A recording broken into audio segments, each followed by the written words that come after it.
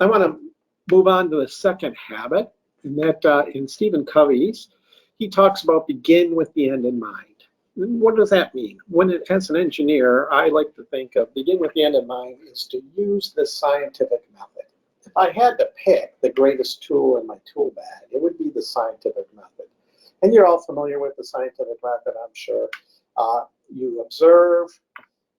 From your observations, you form some hypotheses. These what if, it could be this, it could be that. I don't act on those hypotheses until I test them. So I find some clever way that I can quickly and simply test whether the hypothesis is true or false. I gather data, and based on the data, I can make some conclusions. And then I can repeat as needed. If the hypothesis is confirmed, what does that mean? Where do we go next? We can have some new hypothesis, some new tests, some new conclusions. If it's proven false, what do we do next? Remember what I said in the last habit? These are all interrelated. If the hypothesis is proven false, what am I going to do next? Fail fast. So this is one of the things that allows you to go fast, is using the scientific method. Now, is this some fancy thing? Oh, no. When did you learn this? I think most of us learned this maybe in junior high, or in high school, or in early college. This is not advanced math or anything like this. It's pretty basic. Unfortunately, as I observe a lot of people, they seem to have forgotten about it and they don't use it. And then they're often wondering, how come they're not moving forward as fast as they want? And it's like, because you're forgetting the basics. And the scientific method is one of the basics that will serve me well over and over again throughout my career in many, many jobs. Working without hypothesis is slow and wasteful. And, you get all these people talking or acting without hypothesis, and they have a bit of a struggle. One of my many jobs I had was I was pretty good at problem solving, and I launched many a vehicle. And I would be either on the launch team or sent after launch started because they were struggling. And I would try and help them get through launches.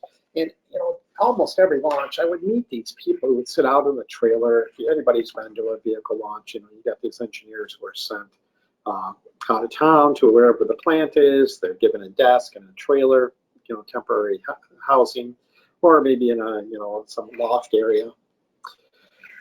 I would see these people, they would just be at their computer all day, just looking at numbers, every time, it would happen in every launch, and I'd finally come over and introduce myself and say, what are you doing? Well, I'm looking at what? I have this problem, and I'm looking for an anomaly in the data. Well, what's an anomaly? What's your hypothesis about what an anomaly is? Almost always their hypothesis was, I'm looking for something out of specification, because if everything's in spec, the vehicle will be in spec.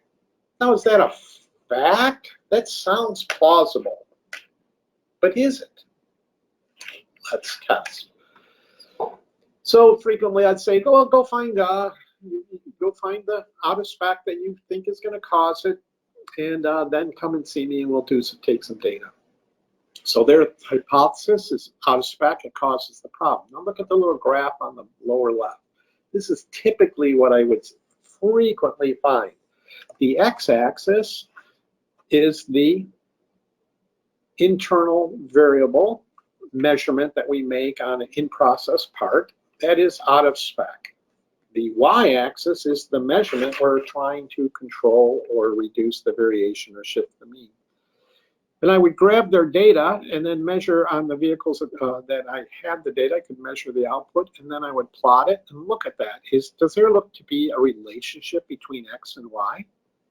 I don't think so. I would say that this hypothesis that the out of spec caused the problem was busted. It was proven to be false. This really caused a lot of consternation with some people. They go, "Oh, I don't get it." I go, "Ah, that's interesting." Well, we find out what is causal. So we would look for other variables and then look for the relationship between X and Y as shown on the right, where in this graph, about 85% of the variation in Y can be explained by the variation in X. Now, so what I'm saying is that X or Y is caused by X. So if we have too much variation in Y, we have to do something with X. Now, their problem they had was it's in spec. It can't be part of the problem. That is a hypothesis that has been busted so many times. I don't know why people hold on to it. In spec is good, out of spec is bad. I think we can say that is a hypothesis. It needs to be tested, as I said up on the top of my last line of the screen. Sounds plausible, but let's test. That'll help you go a long way. So the scientific method of just recognizing what is a hypothesis, what is not, and almost always, if we have a hypothesis, we should test it. So let's be very specific what our hypothesis is and get data. All I want to know is the hypothesis, true or false. So now I can get the right data at the right time to drive the right decision. And so it helps me go fast and easy, and you can move really quickly through things.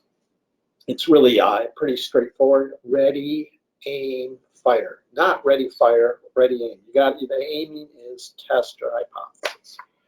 And for those of you who don't remember what the scientific method is, I recommend you go watch MythBusters. What a great show.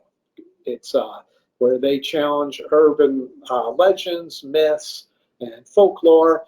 Go be a MythBuster. And it's a great show. Teaches young people and people, non-scientists, non-engineers, what the scientific method is. Go watch it. And that's what you should do. Go be a MythBuster. Great show. Although I will say, whether they confirm the myth or bust the myth, at the end there's an explosion. So that's a lot of fun. Go watch that, but don't cause any explosions. It's not advocating that.